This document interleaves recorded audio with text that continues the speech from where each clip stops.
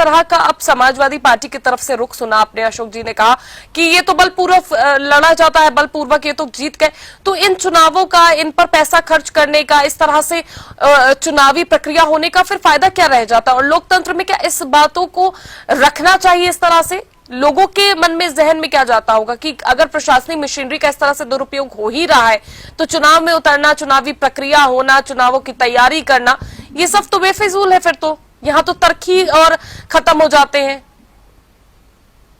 देखिए कीर्ति जी, मुझे लगता है लोकतंत्र में हर व्यक्ति को अपनी बात कहने का अधिकार है। और तिवारी जी ने जो बात कही, हो सकता है उनको लगता हो तो उन्होंने अपनी बात कही, भारतीय जनता पार्टी के प्रवक्ता अपनी बात कह रहे हैं। लेकिन मुझे लगता है कि जिस तरह उपचुनाव में भारतीय जनता पार्टी ने 7 सीटें जीत के अपना परचम लहराया था, निश्चित रूप से उसी परचम को और आगे बढ़ाने के लिए भारतीय जनता पार्टी बड़े पैमाने पर तैयारी कर रही है, इसमें कोई दो राय नहीं। तो उनके 7 मंत्री वहां लगे हुए हैं, मुख्यमंत्री स्वयं वहां देख रहे हैं। लेकिन इस चुनाव में सबसे महत्वपूर्ण जो एक बात है कि भारतीय जनता पार्टी एक एक वोटर को पे नजर रखे हुए है, निश्चित रूप से कि कौन आदमी किधर जा रहा है और किधर जा सकता है। दूसरी बड़ी बात इसमें यह है कि जो निशाना साधा जा रहा है वो भारतीय जनता पार्टी मिल्कीपुर में उस चीज को भी देख रही है, या वहाँ अयोध्या की जनता भी इस चीज को देख रही है।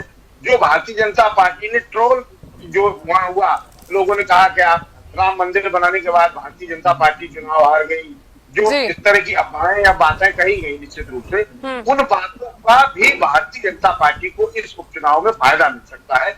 जिस तरह से लोगों को वहां आहत किया गया, लोगों को टिप्पणी की गई, उससे मुझे लगता है कि निश्चित रूप से भाजपा को उसका फायदा मिल सकता है। समाजवादी पार्टी के प्रवक्ता हमारे बड़े भाई हैं अशोक तिवारी जी ने अपनी बात कही, निश्चित रूप से उनको जो ठीक लगा उन्होंने कहा। मुझे लगता है कि समाजवादी पार्टी की तैयारियां उतनी अच्छी तरीके से अभी नहीं है धरातल पे, जितनी भारतीय जनता पार्टी तैयारी कर रही है। उनके 6-6, 7-7 मंत्री हैं। समाजवादी पार्टी का मुझे लगता है कोई बड़ा नेता अभी तक वहां नहीं जा रहा है, न संपर्क में है जनता के में, तो उनको इसमें भी देखना पड़ेगा। तीसरी और आखिरी बात मैं कहूंगा, उपचुनाव हमेशा सरकार के हुआ करते हैं और इस बात का इतिहास गवाह है, हम अकेले कहने वाले नहीं, इतिहास देख लीजिए, उपचुनाव हमेशा सत्ता के होते हैं। जो विधानसभा में उपचुनाव हो रहा है तो निश्चित रूप से जनता भी ये चाहती है कि हम सरकार से जुड़े और सरकार की योजनाओं की बात करें। जिस तरह भारतीय जनता पार्टी के प्रवक्ता ने तमाम सारे बातें कही, कानून व्यवस्था की बात कर रहे, दंगे की बात कर रहे थे आप, संभल और बहराइच को भूल गए क्या आप इतनी जल्दी? मुझे लगता है उसको भी याद करना चाहिए। मैं मानता हूं कि पिछली सरकार से कानून व्यवस्था आपकी अच्छी हुई है, पिछली सरकार में जो चीजें नहीं हो पा रही थी आपने करी, मैं इसको स्वीकार करता हूँ। लेकिन यह बताओ, जनता ने आपको चुना था, इसीलिए पिछली सरकार काम नहीं कर पा रही थी, अब आप कर रहे हैं। लेकिन दंगे हुए हैं निश्चित रूप से, बहराइच में देख लीजिए और संभल में भी देख लीजिए। और संभल में अगर कानून व्यवस्था की आप बात करते हैं तो पाकिस्तान से आए कारतूस बरामद हो रहे हैं। मुझे लगता है इसको भी आपको ध्यान रखना चाहिए। जी अविरल जी, इस बात का देखिए जवाब